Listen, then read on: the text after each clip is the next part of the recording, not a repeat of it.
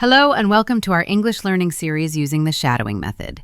In today's lesson, we have chosen the story, The Tale of Peter Rabbit, for our practice.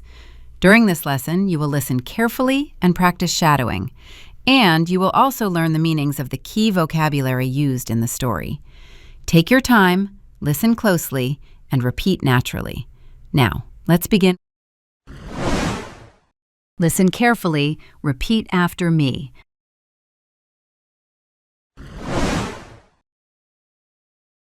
Their names were Mopsy, Flopsy, Cottontail, and Peter.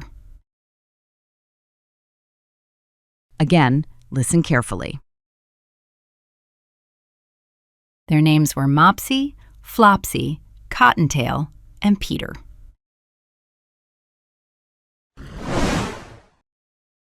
Now, your turn.